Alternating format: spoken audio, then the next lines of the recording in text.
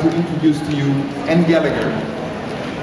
Ann Gallagher has been curating this exhibition together with Sophie McKinley, who was very crucial, important to coordinate this exhibition, and of course, Hansi Momodou. It's not the first time that Damien Hirst has a show at Tate. We have been showing Damien Hirst in many important group exhibitions. Think of the group exhibition at Tate Britain, where he shows work together with his very close friends and allies, Sarah Lucas and Angus Fairhurst. One of my preferred pieces in the exhibition is exactly a piece he worked on together with Angus Fairhurst, and that's a video piece in a small room here off the butterfly room, and I invite you to go to that room because you can also see the skull. Because the skull, of course, is part of the exhibition, and when you look down, you also see the skull. The idea to make a big show of Damien Hirst, a retrospective exhibition of Damien Hirst, has been a long-standing aim of Tate and Tate Modern. And Nicholas Rota was key in realizing this retrospective of Damien Hirst. We have actually been talking to Damien about this for many, many years, and Ann Gallagher, who met for the first time Damien Hirst in 1988 when he was still a curator, and he came to sell to Ann his catalogue of his free show. Ann Gallagher has also been working together with Sophie McKinley and Hansi Momodou, and the themes of science, the studio of Damien Hirst, on the show for many years, and it views. You can really see that this is not just a show which happened overnight, but it has a show which has been carefully planned, which has been incredibly carefully edited, and I would say it's a great piece of architecture. We could only do this exhibition thanks to the generous support of the Qatar Museum Authority. The Qatar Museum Authority is an organization, it's a cultural institution which we all know for a very long time, because Tate has been working with Qatar, the Qatar Museum Authority, for many years right now, amongst others on educational projects, and this is our first, let's say, communal endeavor to bring Damien Hirst to Great Britain in such, not an opulent way, but in such a precise way. And when I say a precise way, I think that you are very lucky this year, because together with David Hockney until next Sunday, together with Lucian Freud until May, Damien Hirst until September, is really giving you the bigger picture of visual culture after the Second World War in Great Britain. And also when you write about Lucian Freud and David Hockney and Damien Hirst, don't forget to mention also the exhibition at the V&A of British Design 1948. I think it's worthwhile to compare, because Damien Hirst is not a solo sailor. He has always been part of a group. You see that it's an exhibition. He loves dialogue, he speaks to other artists, and other artists speaks to him. He even collaborates with other artists. And I would say this is very important, because so far we know Damien Hirst, of course, through the press, and we know Damien Hirst certainly through the art of reproduction. And for non-native speakers of English like me to read your previews of this exhibition has been very interesting, because I learned a lot of new English expressions, like a thirst for Hirst, or Hirst for thirst, or another expression like a reluctant defense. And what about this one? A splotchy painting, not a spotty painting, a spotted history. And I would like to give now the microphone to Ann Gallagher, because this exhibition is really interesting and worth to debate. And it can only be debated upon seeing the work. So I'm really curious to read and to hear you in the next coming weeks. But now, Ann Gallagher. Thank you, Chris. I was supposed to be leading you on a tour of the exhibition, but I think there are probably too many of you. So if you forgive me, I'll stand here for most of my talk and then perhaps move to a later part of the exhibition. This exhibition has been conceived especially for these spaces, and is the first substantial survey of Damien Hirst's work to be held in a British institution. We planned the exhibition to show audiences who may perhaps have seen some of his work, or maybe none at all, have only read about it or heard about it, to see where it began and how it developed. So there's about 25 years of work here. He's obviously a very prolific artist, so we have to make choices, and those were made collaboratively with the artist, who's very much part of the process. years of planning and very many weeks of installing the exhibition here. In the first rooms of the exhibition, in the beginning of this central space, you will see very early work by Damien Hirst. The very first spot painting, the first cabinet, the first medicine cabinet containing medicine bottles which had belonged to his grandmother before he died. The first animals that were suspended in formaldehyde, the fish when he was getting market. They were the first of this series that obviously culminated in much larger fish like the shark behind me. So we're really introducing into the exhibition the themes and motifs that you will see repeated as you walk around. In the very stunning installation at this far end of the gallery is In and Out of Love. And this hasn't been brought together, the two parts haven't been brought together since 1991, when they were shown in the commercial premises on 2 floors just off Bond Street. So the live butterflies and white paintings section of the exhibition really does contain live butterflies that we have had expert advice to allow them to live out their natural life within the gallery space. And adjacent to it is the other part, which belongs to the Yale Centre for British Art, in which the first butterfly paintings made by Damien Hirst are exhibited. So you'll see the development of these butterfly works into really intensely iridescent grids of butterflies with a more religious feel to them, looking much like stained glass windows.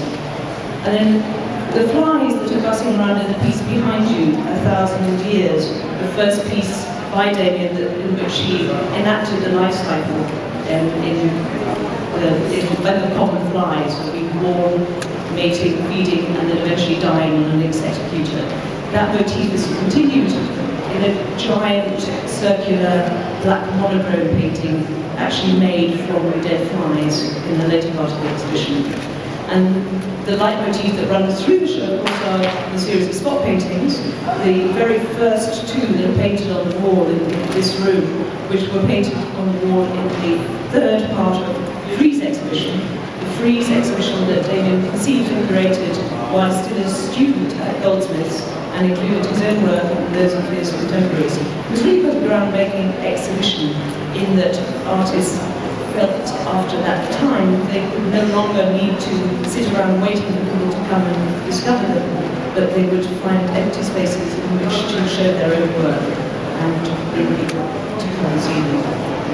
The spin paintings are also included in one room of the exhibition, and in the penultimate room, the room that really brings together works that were shown in the Sotheby's sale of 2008, and has a specially designed wallpaper which is derived from the catalogue.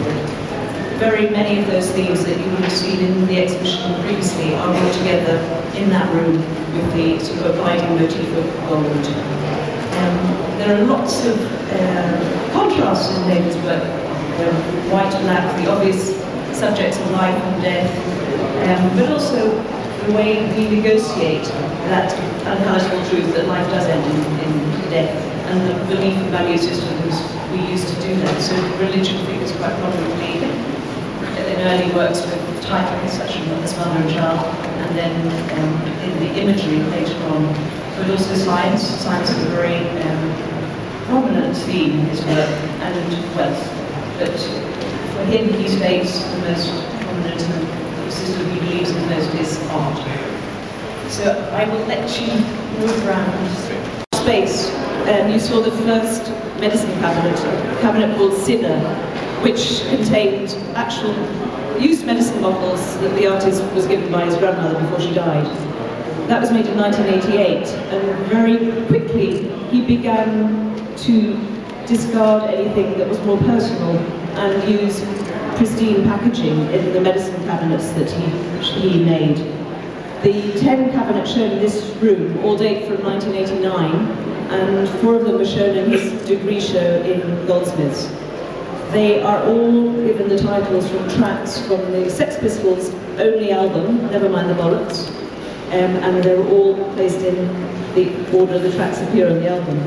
So really important for us to gather back together again, all a group of 10 of these works. On the opposite side of this room, continuing the pharmaceutical theme, he decided to make cabinets using actual drugs, but facsimile versions of them. So these carefully painted pills that are displayed in the much more lavish-looking cabinets, the stainless steel cabinets. They're not real. Not real pills. No, they're facsimile pills. They're all carefully made and painted. And they've been arranged in this group of 4 cabinets, which is called the 4 Seasons, to represent the colour groups for spring, summer, autumn and winter. And you will see in the instrument cabinet room that stainless steel became a more common material for the cabinets as they developed, whereas the white wooden cabinets are related more to the early work.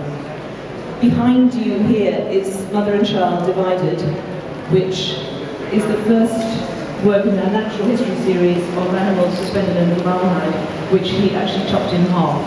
So they're displayed in 2 cabinets, so you can actually see the outside of the animal and the internal organs. So a much more scientific version of the formaldehyde pieces. You will have past the spin paintings in the room after the pharmacy installation. Again, a ubiquitous series made by Damien Hirst, made by pouring paint on a turning turntable, and we have 2 works which actually continue to turn. And in the same room, a sculpture which the sort of circular motif continues, but in a more precarious way with the ball balanced on air. And the large pharmacy installation beyond that is a Tate work that we acquired in 1992, and it is of variable dimensions, and this is the largest it's ever been. And I think it looks particularly stunning with the view of St. Paul's outside. And obviously what attracted Hirst to the medicine packaging very early on in his career, when he was taken by the way his mother had such absolute belief in the power of medicine to cure, is extended in that installation into an entire room. And there are very many examples in the exhibition of Hirst becoming a curator again, in a way, curating an environment, an installation within an entire room, instead of within a tank, within a cabinet. It's going to be much more difficult for me to speak to you as you walk through the smaller rooms, but I will just point out that the graph wallpaper in the room of surgical cabinets is another sort of example of Hirst creating an installation out of one single room of works. And that is a recreation of a wall painting that he made in the Gozin Gallery in 2000 for an exhibition that was sort of linked by science and by theory. And then beyond that are 2 smaller rooms, one which is predominantly black, one which is predominantly white, and in the centre of it, the room that brings together the works from the Sotheby's sale, Beautiful Inside My Head Forever. And please go look. Thanks very much. Mount an exhibition like this, how do you transport that? Private ownership. How do you bring it here? What is the technique of it? I mean, most of the works are in private ownership. Yeah, but how do you bring them here? I mean, is the water siphoned off? Is it? Yeah, and they're all dealt with by professional transporters, professional art handlers who are very well versed in dealing with works in the market. The specific technique you apply to transport.